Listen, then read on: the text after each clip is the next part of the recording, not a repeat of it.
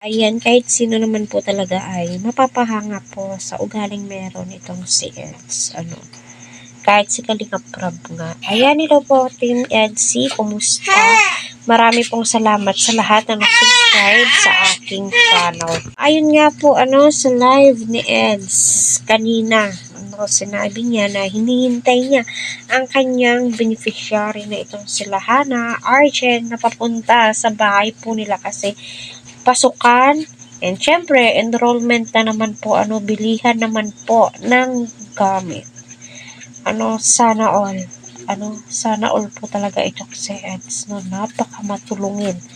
Kaya binibless, kaya umaapaw yung mga blessings sa kanya. Deserve niya yan. Ayan, hello po sa ating lahat. Yan po yung topic po natin. Kung gaano ka-supportive itong si Edu kay Beyonce. Ganun din ho siya sa kanyang mga beneficiary. Kaya siya ay pinagpapala ng husto.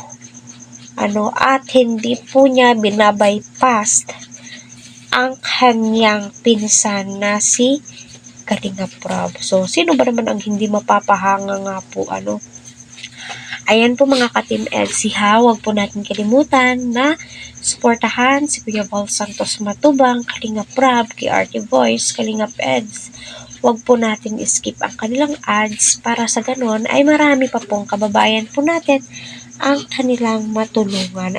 So, yun na nga po, Habang nanonood po ako ay buwang bibig po ni Edu ang kanyang mga beneficiary, syempre. Yan po yung mga tinutulungan po niya. At yung kinikita niya ay itinutulong din ho niya sa mga na-scout niya. And syempre, di po niya nakakalimutan yung mga beneficiary niya. So, tagal na po niya mga beneficiary. Kaya nakakabilib po talaga itong si Edu. Kaya tunay na pinagpapala po siya. Napakaraming blessings. At sinishare niya nga po ito sa kanyang mga beneficiary, di ba? Kita naman po natin na minsan gumagala po sila sa park, naglo-long drive po sila, yung last ay kumain po ata sila sa Jollibee. Correct me if I'm wrong, kasi nga kapag motor lang daw ay hindi niya maisasakay lahat ng tinutulungan niya, so nakakabilib. Sana all lang po talaga itong si Eds.